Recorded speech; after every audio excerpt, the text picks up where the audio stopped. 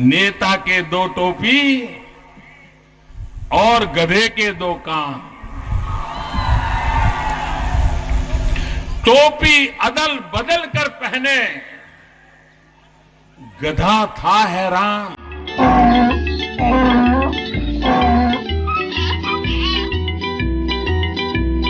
आपको गधे का भी डर लगने लगता है क्या?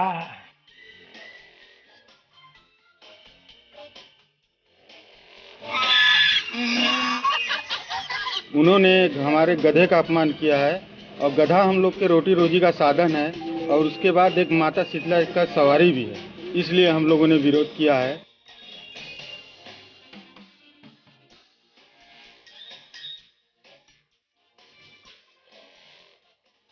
नेता उड़ गए, टोपी उड़ गई, उड़ गए उनके कान। बीच सभा में खड़ा हो गया गधा सीना तान। नमस्कार, आप देख रहे हैं जी न्यूज। आपके साथ हूं मैं रुबिका लियाकत और इस खास पेशकश में आप सभी का बहुत बहुत स्वागत है। उत्तर प्रदेश के चुनावों में बहुत मुद्दे हावी रहे। पहले चरण में विकास के मुद्दे से शुरू हुआ ये चुनावी दंगल भ्रष्टाचार, क्राइम, बेरोजगारी से होते हुए गंगा, जमुना, शमशान, कब्रिस्तान तक पहुंच गया। देखते ही देखते चौथा चरण आ गया। फागुन के महीने में हो रहे इन चुनावों में वैशाख नंदन भी एक मुद्दा बन जाएंगे, वो भी इतना बड़ा कि एक रैली में इनकी गूंज होगी, ये किसी ने नहीं सोचा था। पीएम से लेकर सीएम इन पर चुनावी अत्याचार करने लगे। सियासत की गधा कथा जरा आप भी तो देखिए। उत्तर प्रदेश विधानसभा चुनाव में इन दिनों हर मुद्दे पर गधा हावी है। बीते 5 दिनों में यूपी में समाजवादी पार्टी और भारतीय जनता पार्टी के बीच गधे पर लड़ाई चल रही है। बस्ती में चुनावी सभा के दौरान प्रधानमंत्री नरेंद्र मोदी ने गधे पर एक कविता सुनाई। नेता के दो टोपी और गधे के दो कान। टोपी अदल बदल कर पहने गधा था हैरान। एक दिन गधे ने उनको तंग गली में फेंका, कई दुलकती झाड़ी उन पर और जोर से रहका। नेता उड़ गए, टोपी उड़ गई, उड़ गए उनके कान। बीच सभा में खड़ा हो गया गधा सीना तान।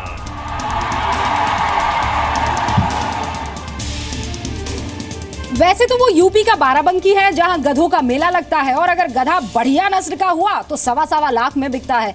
लेकिन चुनावों में इनका जिक्र रायबरेली में हुआ और फिर इसकी गूंज सुनाई दी बस्ती में। यहां एक रैली में पीएम मोदी ने अखिलेश यादव पर हमला करते हुए गधे पर कविता सुनाई, आपने सुनी।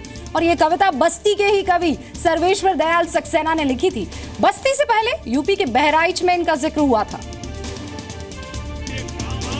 यूपी के बहराइच में प्रधानमंत्री नरेंद्र मोदी ने अखिलेश यादव को गधे के बारे में आसान शब्दों में सुनाया। पीएम मोदी ने कहा, गधा भी प्रेरणा देता है। आपकी सरकार तो इतनी एफिशिएंट है कि किसी की भैंस खो जाए तो पूरी सरकार खोजने के लिए लग जाती है जी। लेकिन अखिलेश जी, आपको पता नहीं है, गधा भी हमें प्रेरणा देता है। गधा अपने मालिक पे वफादार होता है और कम से कम खर्चे वाला होता है। कांग्रेस से समाजवादी पार्टी के चुनावी गठबंधन पर तंज कसते हुए पीएम मोदी ने अखिलेश को याद दिलाया कि जिस गधे को आप इतना हीन समझते हैं, उस गधे पर कांग्रेस की अगुवाई वाली यूपीए सरकार ने साल 2013 में डाक टिकट जारी किया था।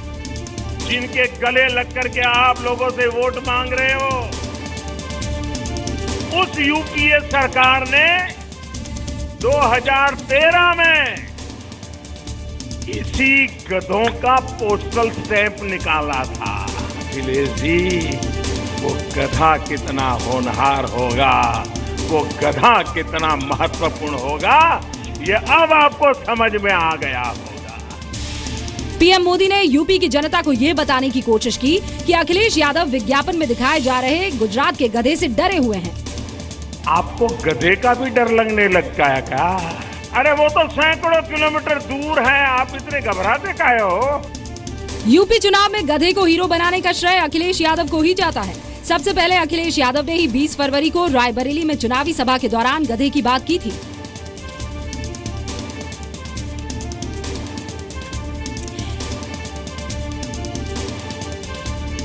और अब सवाल ये है कि उत्तर प्रदेश के इन चुनावों में ये मुद्दा आया कहां से? क्या मुद्दे वाकई उत्तर प्रदेश के चुनावों में खत्म हो गए थे? क्या वाकई कोई मुद्दा नहीं है जिन पर सियासी पार्टियां चुनाव लड़ सकती थी कि इनकी हाजिरी लगनी पड़ी? क्या एक गधे का विज्ञापन आता है? हम तो इस सदी के बड़े महानायक से कहेंगे कि अब आप गुजरात के गधों का प्रचार मत करिए। गुजरात के मुख्यमंत्री हमसे कह रहे हैं,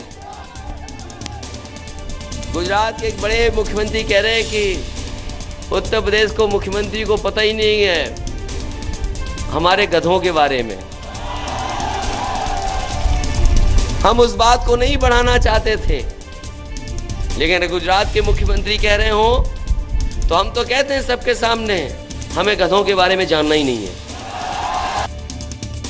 सवाल यह है कि अखिलेश यादव ने रायबरेली में गधे के विज्ञापन का मुद्दा उठाया क्यों? दरअसल अखिलेश 19 फरवरी को पीएम मोदी की तरफ से दिए गए उस बयान से बेहद दबाव और तनाव में थे, जिसमें मोदी ने शमशान कब्रिस्तान का मुद्दा उठाकर अखिलेश सरकार पर धर्म के आधार पर भेदभाव करने का आरोप लगाया था। गांव में अगर कब्रिस्तान बनता है तो गांव में श्मशान भी बनना चाहिए। अगर रमजान में बिजली मिलती है तो दिवाली में भी बिजली मिलनी चाहिए। वैसे गधे के बारे में कई तरह की कहावत है, जैसे धोबी का गधा, ना घर का ना घाट का। वैसे यूपी चुनाव में राजनीतिक बयानों का स्तर लगातार गिरता जा रहा है, ना जनता का ना पार्टी का।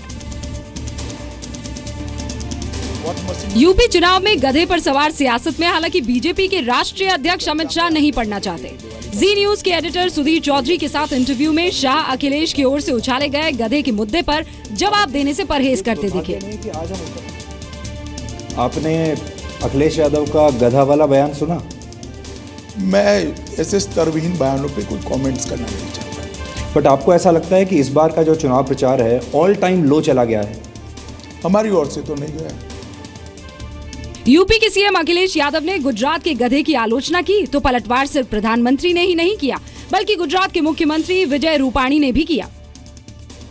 गुजरात के गधों का कैंपेन ये पूरा गुजरात का अपमान है, समग्र विश्व में बसे हुए गुजरातियों का अपमान है।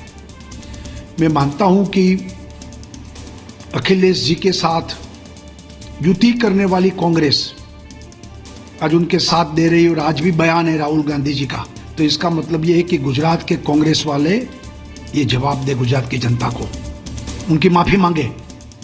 गुजरात के गधे की आलोचना से दुखी सिर्फ गुजरात के सीएम या बीजेपी ही नहीं है, बनारस के धोबी समाज की भावना भी आहत है। वाराणसी में धोबी घाट पर कनौजिया समुदाय के लोगों ने 22 फरवरी को अखिलेश यादव के खिलाफ विरोध प्रदर्शन किया था। इनका आरोप है कि अखिलेश ने धोबी समाज और मां शीतला का अपमान किया है। गधा मां शीतला की सवारी है। विरोध इसलिए किया कि हमारे उत्तर प्रदेश के जो मुख्यमंत्री हैं उन्होंने हमारे गधे का अपमान किया है, और गधा हम लोग के रोटी रोजी का साधन है, और उसके बाद एक माता शीतला का सवारी भी है। इसलिए हम लोगों ने विरोध किया है, और हम ये आगे चल के ये चाहेंगे कि हमारा धोबी समाज इकट्ठा हो और इसके उपलक्ष्य में विरोध जताया जाए। गधे पर जारी जंग में केंद्रीय मंत्री उमा भारती भी कूद पड़ी। यूपी के झांसी से बीजेपी सांसद उमा भारती ने अखिलेश यादव को खरी खोटी सुनाई। और जिस तरह से प्रधानमंत्री का अपमान किया है कांग्रेस ने, गांधी जी, सोनिया गांधी और नेहरू गांधी परिवार ने, और जो गुजरात के गधे का जिक्र करके जिस प्रकार से अखिलेश ने बातें कही हैं, ये सबसे साबित हो गया कि इस आदमी को मुख्यमंत्री की कुर्सी इसके पिता की वजह से मिल गई थी, अन्यथा ये तो विधायक बनने लायक भी नहीं है। बीजेपी सांसद और दिल्ली प्रदेश अध्यक्ष मनोज तिवारी को भी गधे पर अखिलेश यादव का ताना चुभ गया। मनोज तिवारी ने कहा कि अखिलेश ने बेजुबान जानवर को निशाना बनाया है और उन्हें इसकी कीमत चुकानी पड़ेगी। वो हार के कगार पे बहुत दूर खिसक गए हैं, वही फ्रस्ट्रेशन दिख रहा है। लेकिन मुझे अखिलेश जी से ऐसे बयान की कभी मैं कल्पना नहीं कर सकता था कि आप जो बदजुबान एक पशु की आलोचना कर सकता है वो इंसानों को क्या करेगा, ये सिर्फ सोचने की बात है। यूपी के मथुरा से विधानसभा चुनाव लड़ रहे श्रीकांत शर्मा ने भी गधे की सियासी सवारी की। मुख्यमंत्री के खाते में आता है कि वो अपनी उपलब्धियों का जिक्र करें, लेकिन अखिलेश जी के पास उपलब्धियों के नाम पर अपराध, भ्रष्टाचार, खनन माफिया, भू माफिया, शराब माफिया को संरक्षण देने के अलावा उनके रिपोर्ट कार्ड में कुछ नहीं है। इसीलिए वो कभी गधा का जिक्र करते हैं, कभी उनके प्रवक्ता देश के प्रधानमंत्री को आतंकवादी कहते हैं, राष्ट्रीय अध्यक्ष को आतंकवादी कहते हैं। तो उनके शब्दों से आप अंदाजा लगा सकती हैं कि उन्होंने अपनी पराजय स्वीकार कर ली है। गधे को ज्यादातर धोबी और कुम्हार वर्ग के लोग पालते हैं। गधे का इस्तेमाल सबसे ज्यादा बोझ ढोने में होता है। गधे की पहचान आमतौर पर मंद बुद्धि यानी कम दिमाग वाले जानवर के तौर पर है। विडंबना देखिए, आपके चुनाव चल रहे हैं, मुद्दों पर बात और बहस होनी चाहिए, लेकिन आपके सामने गधा पचीसी इसलिए लेकर आनी पड़ रही है क्योंकि नेता बयान इसी पर देते जा रहे हैं। मुद्दों का ऐसा सूखा पड़ा कि वहां गुजरात में चलाए जा रहे एक विज्ञापन को यहां इंपोर्ट करना पड़ा। गधे पर बातचीत शुरू हुई और ये बातचीत चलते चलते मैच्योर तक पहुंच गई। गधे के मुद्दे पर बीजेपी ने अखिलेश यादव की आलोचना की तो कांग्रेस ने पीएम मोदी की।